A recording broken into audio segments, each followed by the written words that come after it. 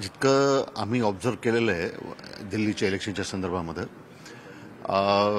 एक आप आणि काँग्रेस एकत्र लढले असते तर असं अपेक्षित होतं, परंतु वेळेवर दोन्ही पक्ष वेगवेगळ्या पद्धतीने लढले. परंतु एक मात्र निश्चित आहे की कुठल्याही परिस्थितीमध्ये भारतीय जनता पक्षाचं सरकार दिल्लीमध्ये येणार नाही अशा पद्धतीचं एकंदर वातावरण दिल्लीमध्ये पाहायला भेटतंय.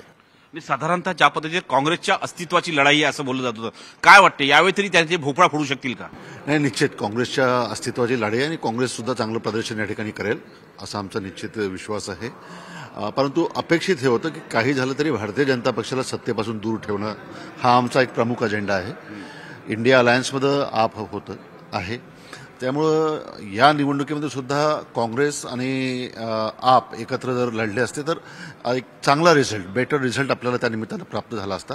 परंतु इतकं मात्र निश्चित आहे, जरी काँग्रेस आणि आप लढत असेल तरी सुद्धा भारतीय जनता पक्षाच्या विरोधामध्ये स्पष्ट लोकांचं या ठिकाणी मत या ठिकाणी पाहायला भेटते, जी चर्चा आम्ही या ठिकाणी घेतोय. आणि त्याच्यावरून निश्चितच भारतीय जनता पक्षाला मात्र या निवडणुकीमध्ये इथं कुठल्याही पद्धतीनं यश मिळणार नाही हा माझा पूर्ण विश्वास आहे. नाही, ज्या पद्धतीनं भारतीय जनता पक्ष भ्रष्टाचाराचा मुद्दा उपस्थित करत होते तो मुद्दा जनतेला पटेल का? नाही, भारतीय जनता पक्षाला भ्रष्टाचाराचा आरोप करण्याचा अधिकारच नाही आहे पहिली गोष्ट. कारण की पूर्ण देशाने बघितलं आहे की बिहारमध्ये झालेल्या सभेमध्ये आपल्या देशाचे सन्माननीय पंतप्रधान यांनी एनसीपीवर 70-72 हजार कोटीचा घोटाळ्याचा आरोप केला होता. आणि तो आरोप केल्यानंतर 8 दिवसामध्ये त्याच एनसीपी सोबत भारतीय जनता पक्षाने महाराष्ट्रामध्ये युती केली होती आणि त्या एनसीपीचे 9 लोकांना त्यांनी त्या ठिकाणी कॅबिनेट मंत्री म्हणून त्या ठिकाणी सामावून घेतलं होतं.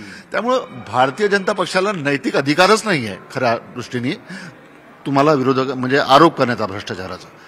देशाचे तुमचे पंतप्रधान, देशाचे नेते जर अशा पद्धतीनं ज्या पक्षावर आरोप करतात आहे, 72 हजार कोटीचा आरोप करतात भ्रष्टाचाराचे, आणि त्याच पक्षाच्या लोकांना तुम्ही 8 दिवसामध्ये या ठिकाणी तुमच्या पक्षामध्ये युती करताय, त्या पक्षाचे आरोप केलेल्या पक्षाच्या 9 लोकांना कॅबिनेट मंत्री म्हणून तुम्ही सामावून घेताय, याच्यामुळं तुमचा चेहरा लोकांसमोर उघड आहे. आणि तुम्ही जे काही भ्रष्टाचाराचे आरोप या ठिकाणी आपवर करतात हे केवळ राजकीय दृष्टीने प्रेरित आहे हे लोकांना माहीत आहे.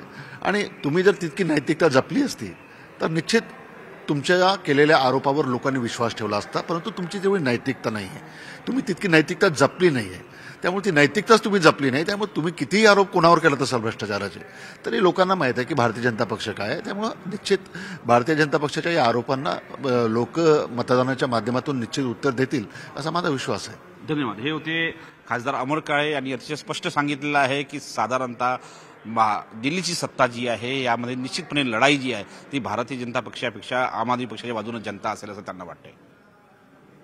नवी दिल्ली जर्नलिस्ट योगीसह प्रशांत नामदास, न्यूज 18 लोकमत.